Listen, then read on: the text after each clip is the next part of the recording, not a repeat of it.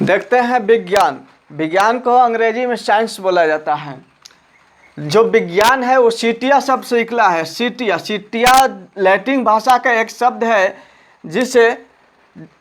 जिसे हम बोलते हैं जानना या नॉलेज। विज्ञान एक ऐसा विषय है जो हमें जो हमारे वातावरण जो भी समस्याएं घट रही है, जो भी चल रहा है, उसके बारे में सटीक जानकारी देता है। यानी विज्ञान में जो भी बात बोली गई है वो आगे जाकर सत्य होगा, यानी यूनिवर्सल ट्रुथ होना चाहिए, उसे विज्ञान बोला जाता है। जो भी बात विज्ञान के थ्रू बोला जाता है वो हमेशा के लिए सत्य होता है। और विज्ञान जो है हमें ये बतलाता है कि हमें आगे चलकर क्या करना है। यानी विज्ञान के द्वारा ही सभी समस्याओं को सुलझाया जाता है। जो भी क्रिटिकल समस्याएं हैं, जैसे हम देखें कि बादल कैसे बनता है, ठीक, इसको बारिश कैसे होता है, या हवाएं कैसे चलती है, ये विज्ञान के द्वारा ही सुलझाया जाता है। विज्ञान को 3 पार्ट में बांटा गया है। विज्ञान को हमारे पढ़ने के सुविधानुसार 3 पार्टों में बांट दिया गया है। पहला है प्रकृति विज्ञान, नेचुरल साइंस। दूसरा है भौतिकीय विज्ञान, फिजिकल साइंस। और तीसरा है प्रौद्योगिकी विज्ञान, जिसे टेक्नोलॉजी के नाम से जाना जाता है। देखिए, प्राकृतिक विज्ञान को जीव विज्ञान के नाम से जाना जाता है। प्रारंभ में सिर्फ जीव बायोलॉजी ही पढ़ा जाता था, लेकिन हमारे भारतीय मूल के एक वैज्ञानिक है जगदीश चंद्र बसु, जो ये बताया कि पेड़ पौधों में भी जीव होता है। इससे पहले पेड़ पौधों और जंतु दोनों को एक ही कंपाउंड में रूप में पढ़ा जाता था, जिसे बायोलॉजी के नाम से जाना जाता था, जीव विज्ञान। लेकिन उन्होंने ये खोज कर दिया कि पेड़ पौधों में भी जीव होता है। उसके बाद से पेड़ पौधा और जीव जंतु को 2 पार्ट अलग अलग में बांट दिया गया। जो जीव जंतु को पढ़ा जाता है उसे बोला गया जंतु विज्ञान, जिसे अंग्रेजी में जियोलॉजी कहा जाता है। और जिस विज्ञान में वनस्पति का, पेड़ पौधों का अध्ययन किया जाता है, उसे वनस्पति विज्ञान यानी बॉटनी के नाम से जाना जाता है। आगे देखते हैं भौतिकीय विज्ञान। इसका भी 2 पार्ट है। फिजिकल साइंस का भी 2 पार्ट है। पहला है भौतिकी, जिसे फिजिक्स के नाम से जाना जाता है। दूसरा है रसायन, जिसे केमिस्ट्री के नाम से जाना जाता है। फिजिकल साइंस को भी 2 पार्ट में बांटा गया, भौतिकी और रसायन। अब देखें टेक्नोलॉजी, इसका भी कई पार्ट है। इसमें पहला है खगोल विज्ञान, जिसे एस्ट्रोनॉमी के नाम से जाना जाता है। दूसरा है भू विज्ञान, जिसे जियोलॉजी यानी भूमि के अध्ययन किया जाता है। अगला है कंप्यूटर विज्ञान। इसी के अंतर्गत जो भी सैटेलाइट है कंप्यूटर विज्ञान के अंतर्गत ही रखा जाता है, यानी टेक्नोलॉजी में ही रखा जाता है।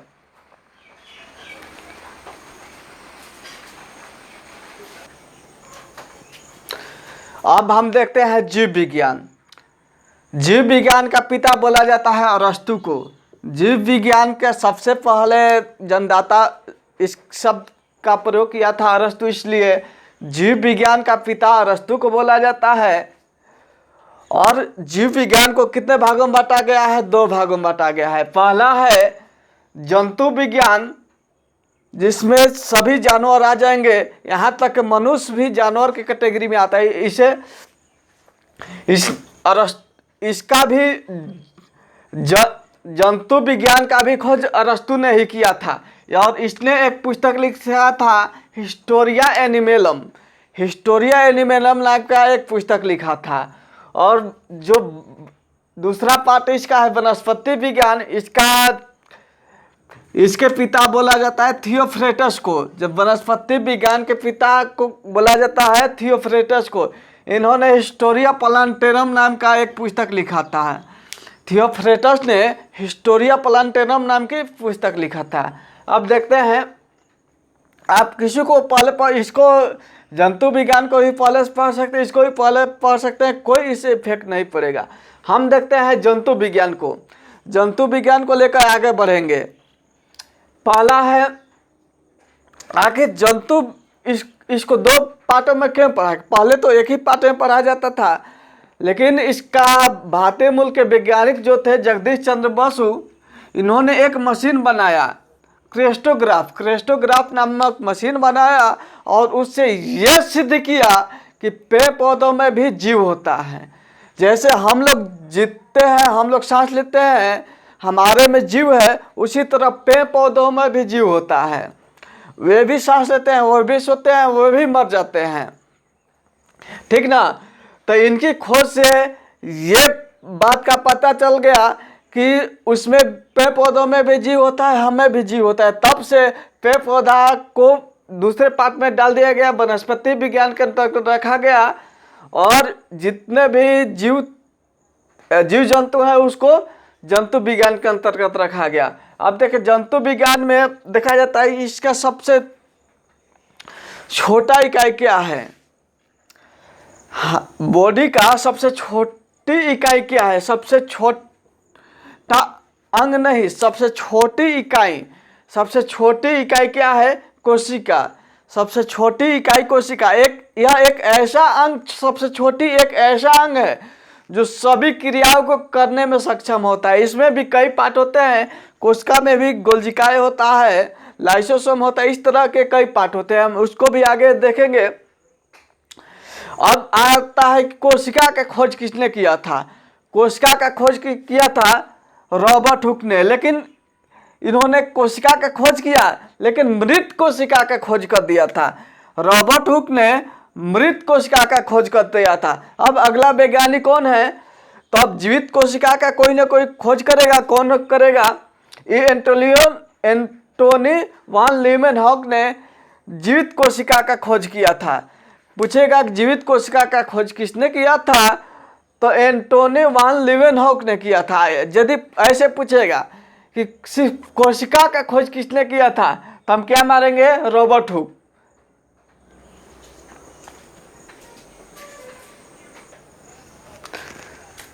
तो जीव विज्ञान हम पढ़ रहे थे, इसका पिता कौन है? अरस्तु को बोला जाता है।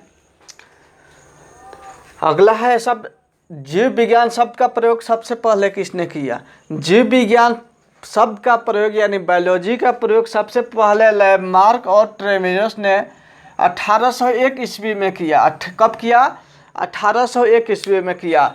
लैमार्क फ्रांस का रहने वाला था और ट्रेमिनस जर्मनी का रहने वाला था। ये भी एग्जाम में पूछा जाता है कि लैमार्क कहाँ का निवासी था और ट्रेमिनस, दोनों में से किसी एक को पूछ लेता है।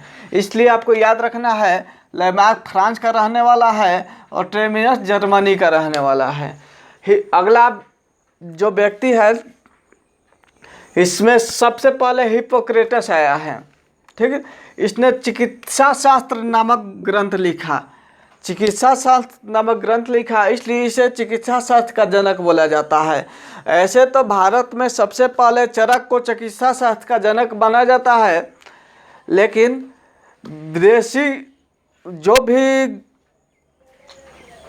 विदेशी वैज्ञानिकों को ही मान्यता दिया गया। तो हिप्पोक्रेटस को चिकित्सा शास्त्र का जनक माना जाता है।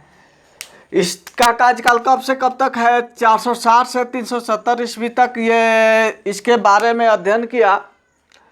अगला व्यक्ति है, उसके बाद आया अरस्तु। अरस्तु ने हिस्टोरिका ऑफ एनिमलम नामक पुस्तक लिखा। हिस्टोरिया एनिमलम नामक पुस्तक लिखा, जिसमें 500 जंतुओं का वर्णन किया है। और ये कब तक है? 384 ईसा पूर्व से 322 ईसा पूर्व तक ये कार्य किया है। कब से? 384 ईसा पूर्व से 322 ईसा पूर्व से। और इसने उस बुक में यानी हिस्टोरिया एनिमलम में 500 जंतुओं का वर्णन किया है। अगला व्यक्ति है, इसके बाद आया है थियोफ्रेटस। इसने भी 500 पौधे का वर्णन किया है। अरस्तु को जीव विज्ञान का भी जनक बोला जाता है, और जीव विज्ञान का भी जनक बोला जाता है, बोटनी का भी जनक बोला जाता है। थियोफ्रेटस जो है इसे वनस्पति विज्ञान का जनक बोला जाता है। इसने भी अपने पुस्तक कौन सा लिखा, Historia of plantarum. Historia of plantarum में 500 पौधे का वर्णन किया है, और इसका कार्यकाल है 370 से 285 ईसा पूर्व। 370 से 285 ईसा पूर्व। अगला व्यक्ति आया प्लिनी। प्लाइनी जिसे इंग्लिश में प्लिनी, कहीं पर प्लिनी आपको मिलेगा, कहीं पे प्लाइनी लिखा हुआ मिलेगा, इससे कन्फ्यूजन नहीं, ये दोनों एक ही व्यक्ति। इंग्लिश में इसको प्लिनी लिखा जाता है, लेकिन हिंदी में इसको प्लाइनी पढ़ा जाता है, ठीक ना।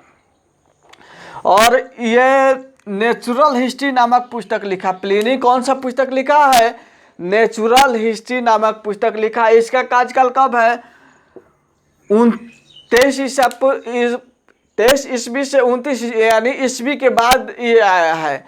तो ईस्वी के प्रथम शताब्दी में आया है। 23 से 29 ईसा पूर्व तक यह इसका कार्यकाल है। अगला व्यक्ति है गैलन। गैलन कब तक है, 130 ईसा पूर्व से 130 से 200 ईस्वी तक। एडी का मतलब ईस्वी, यानी ईसा मसीह के जन्म के बाद। मैगलन का कार्य कब तक रहा, 130 से 200 तक ये कार्यकाल किया है। और इस कौन सा प्रयोगात्मक कार्य का इसे पिता बोला जाता है। मैगलन को प्रयोगात्मक कार्यकी का पिता बोला जाता है। ये प्रयोग करके दिखाया था कब, 130 से 200 ईस्वी में। 130 से 200 ईस्वी। इसके बाद लगभग देख रहे हैं 200 से 1200 आया है। लगभग 1000 वर्षों तक विज्ञान के क्षेत्र में कोई विकास नहीं हुआ। लगभग अंधकार का युग बीता। और अगला व्यक्ति आया है 1200 में आया है कौन, एल्बर्ट मैगलन। एल्बर्ट मैगलन आया है 1200 में और 1280 ईस्वी तक रहा है। इसने जंतु विज्ञान का पुनर्जागरण बोला जाता है। जंतु विज्ञान का पुनर्जागरण का पिता किसे बोला जाता है, तो एल्बर्ट मैगलन को बोला जाता है। देखिए लगभग 1000 वर्षों तक कोई काम इसलिए नहीं हुआ। भारत में हो सकता था, लेकिन भारत में कई विदेशी आक्रमण हुए, इसके वजह से भी भारत में इफेक्ट पड़ा। यहाँ पर सबसे प्रसिद्ध भारत का वैज्ञानिक थे चरक, जिन्होंने दर्शन शास्त्र नामक पुस्तक लिखा। और उन्होंने चिकित्सा के बारे में भारत में सबसे पहले चरक ने ही चिकित्सा के बारे में बहुत सारी बात लिखा है। चरक संहिता है, चरक के पुस्तक के नाम है चरक संहिता। चरक संहिता नामक पुस्तक लिखा। चरक ने कौन सा पुस्तक लिखा, चरक संहिता नामक पुस्तक लिखा।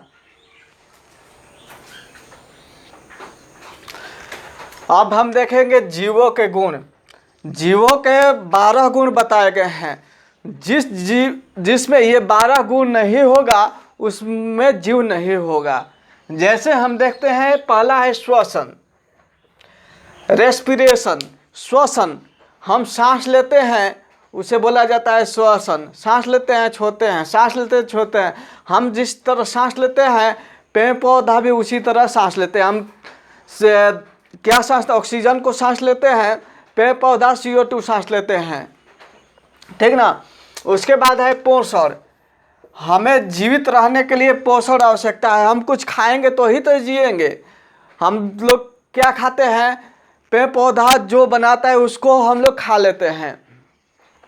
और पेड़ पौधा क्या खाते हैं, वो नीचे से मिनरल्स लेते हैं पानी मिट्टी के द्वारा, और उसको लेते हैं और सूरज का प्रकाश लेते हैं, जिससे वो खुद खाना बनाते हैं अपना और खुद खाते हैं। हम लोग अपना खाना बनाते नहीं हैं, हम लोग खाना को पकाते हैं। जिस तरह से पेड़ पौधा क्या है, स्वपोषी है, हम लोग परपोषी हैं, क्योंकि हम लोग खाना अपना खुद से नहीं बनाते हैं। दूसरे के बनाए हुए भोजन को हम खुद खा लेते हैं, सिर्फ उसको पका कर, ठीक ना। लेकिन पेड़ पौधा अपना भोजन खुद बनाता है। प्रजनन, प्रजनन रिप्रोडक्शन, यानी अपने ही जैसा संतान की उत्पत्ति को रिप्रोडक्शन कहा बोल जाता है। जैसे फैक्ट्री में कोई चीज उत्पन्न होता है तो अपने जैसा उत्पन्न नहीं करता है। और रोबोट, जैसे मान लिया एक रोबोट भी है, रोबोट तो चलता है फिरता है लेकिन वो रिप्रोडक्शन नहीं कर सकता है, अपने से संतान उत्पन्न करने की क्षमता उसमें नहीं है। अगला है अनुकूलन, यानी गर्मी पड़ता है तो हम लोग क्या कर लेते हैं, गर्मी पड़ता है तो कुछ चीज अपने ऊपर रख लेते हैं, यानी पसीना आता है तो हमें ठंडक महसूस होता है और जिससे हमारा बॉडी उससे ऑब्जर्व कर लेता है। जैसे ठंडा लगता है, ठंड में क्या करते हैं हम लोग अपने ऐसे इस तरह से अपने देह को सिकुड़ा लेते हैं। पेड़ पौधे क्या है कि उसमें बाहर से छाल होता है, पेड़ पौधा को आप देखिएगा जो बाहर से जो छाल होता है मोटा होता है, उसके थ्रू उसको गर्मी ठंडा का एहसास बहुत कम होता है। यानी अनुकूलन हम लोग अपने अनुसार अनुकूलन कर लेते हैं। भगवान देखिए, भगवान भी सोच कर दिया था, हम लोग को पतला चमड़ी दिया था लेकिन पेड़ पौधों को मोटा चमड़ा दिया, ऊपर से उसको कोशिका भीति दिया। क्यों? क्योंकि पेड़ पौधे अपने आप को ऑब्जर्व नहीं कर पाते, इसलिए उसको क्या दिया, कोशिका भीति दिया। हमारे में सेल होता है जो बहुत पतला होता है और हम लोग अब उसके अनुकूल खुद को ढाल लेते हैं, या तो अपने को ढाल लेते हैं या अपने इन्वायरमेंट को ही ढाल लेते हैं। जैसे हम लोग अपने घर में एसी लगाते हैं गर्मी के दिन में, तो एसी क्या करते हैं, हमें ठंडक महसूस करता है।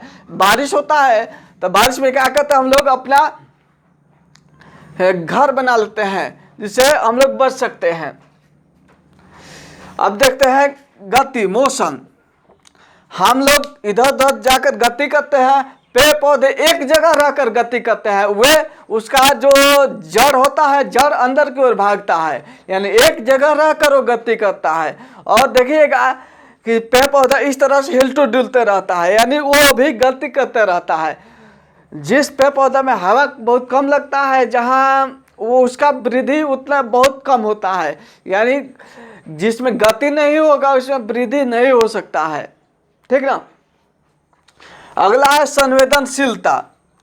देखते हैं ठंडा का महसूस होता है तो लोग कांपने लगता है, या कुछ ऐसा हवा महसूस होता है जैसे हम लोग का बॉडी बहुत सेंसिटिव है। जैसे मान लिया कि दांत में खरोच वोच आ जाता है तो कैसा महसूस होता है, एकदम इस तरह से।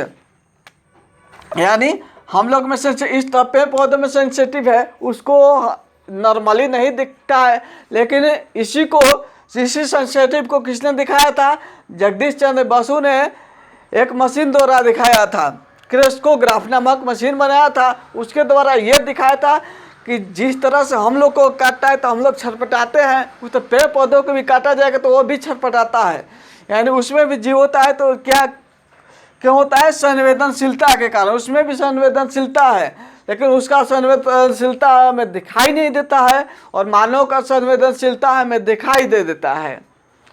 अगला है उपपचय, मोटाबॉलिज्म। ये क्या होता है, हम लोग में दो क्रियाएं होते हैं उपपचय में, उपचय और अपचय। उपचय और अपचय नामक दो क्रिया होता है। जो देखिए भोजन को दो पार्ट में तोड़े, उपचय और अपचय की आवश्यकता है, जिसे मोटाबॉलिज्म में बोला जाता है। अगला है जीवन चक्र। किसी भी जीव का जीवन चक्र निश्चित है, किसी का 100 साल है, किसी का 50 साल, किसी का 1 महीना है, किसी का 24 घंटा है, यानी हर चीज का जीवन एकदम निश्चित है। जो भी जीव होगा उसका जीवन निश्चित होगा। मान लीजिए कि मानव का जीवन कितना, 100 साल। अभी तो खैर 100 साल नहीं है, अभी तो भारत का जो भी मनुष्य है उसका एवरेज कितना रखा गया है, 60 वर्ष। भारत का जो भी मनुष्य है उसका जीवन काल कितना रखा गया है, 60 वर्ष रखा गया है। जापान में देखिए, जापान में बहुत अधिक दिन तक जी लेते हैं। तो हर चीज का एक जीवन चक्र होता है। जैसे कछुआ कितने साल तक जीता है, कछुआ लगभग 200 साल तक जीता है। हाथी का जीवन चक्र कितना होता है? हाथी का जीवन चक्र लगभग 100 वर्ष होता है। सांप का 100 वर्ष होता है, शेर का 25 वर्ष होता है। इसी तरह सबका जीवन चक्र निश्चित है, इतना दिन में वो मर जाएगा, डिस्ट्रॉयड हो जाएगा। जो भी जीव है वो एक निश्चित समय के अनुसार एक निश्चित समय के बाद डिस्ट्रॉयड हो जाएगा। अगला है जीव द्रव्य, प्रोटोप्लाज्म। जीव द्रव्य क्या होता है? ये किसी जीव को जिंदा रखने में ये मदद करता है। जीव द्रव्य के कारण ही हमारे ये जीव द्रव्य कहाँ पर? कोशिकाओं के अंदर पाया जाता है। कोशिका के अंदर पाया जाता है, कोशिका में जो केंद्रक होता है उसमें भी जीव द्रव्य पाया जाता है। अगला वृद्धि।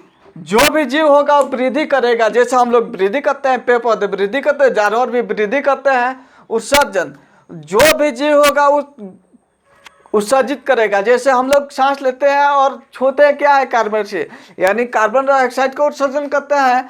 हमारा किडनी है, किडनी क्या करता है? यूरिया को अच्छा अलग करता है, यूरिन द्वारा बाहर निकलता है। तो ये उत्सर्जित हो रहा है ना, किडनी भी किडनी यूरिया का उत्सर्जन करता है, फेफड़ा कार्बन डाइऑक्साइड का उत्सर्जन करता है। और देखिए हमारे त्वचा में से भी उत्सर्जन होता है। किसका? पसीना के थ्रू जितने भी कचरा होता है उसको बाहर निकलता है। अगला जैविक उद्विकास। जैविक उद्विकास का मतलब कि कुछ दिनों के बाद, कुछ सालों के बाद जीवों में थोड़ा बहुत परिवर्तन हो जाता है।